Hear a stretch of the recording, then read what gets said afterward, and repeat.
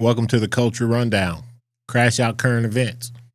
Let's take a break from humdrum and fatherlessness and dive into something that's just as broken. America this week. First up, the WNBA All-Star Game. Woohoo! Now listen, I support the ladies, but let's keep it real, y'all. They out here rocking pay us what you owe us shirts while bringing in zero profit. Zilch. Nada. The WNBA, if you're not careful, you're going to turn into the NBA's welfare department.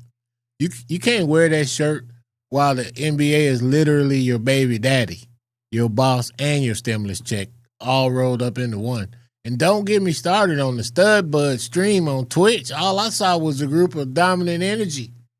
White tank tops, backwards fitteds, and no clear reason why I was locked in for 35 minutes either. I wasn't sure if it was a podcast, a cipher, or a 2K draft. You know what I'm saying? I just know the vibe was heavy on Lil Webby in a sorority house. Hey, they're entertaining though. I'll give them that. You know, it's still confusing. Still locked in. I might sub. Meanwhile, LeBron's golf swing went viral. And honestly, that wasn't a swing. That was a cry for help. Looked like he was trying to send a distress signal to Space Jam 3. Someone called Tiger, or at least Charles Barkley.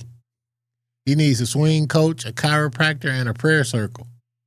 Now, let's pivot to Donald Trump and the Epstein files, because, a lot of people forgot that Ivanka and Ghislaine Maxwell used to hang out like they were building an evil startup. Folks, photos was everywhere.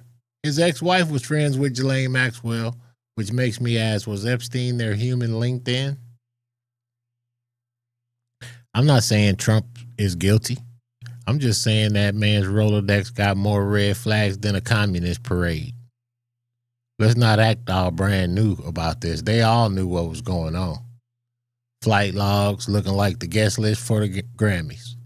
Flight logs looking like the guest list to the Grammys. And nobody is asking real questions. And finally, let's talk about this dude who got caught up in the grocery store with a Draco. Now on paper, legal. He owned it.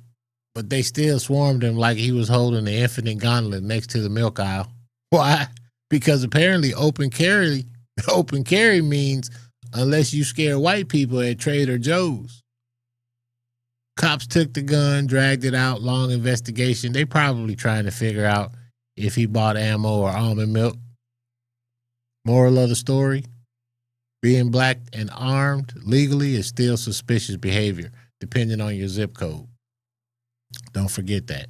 Anyway, that's your Crash Out Culture Rundown for this week. Y'all stay safe, stay woke, stay toxic, and don't trust anyone who's ever been to an island with no cell phone service and a billionaire named Jeff.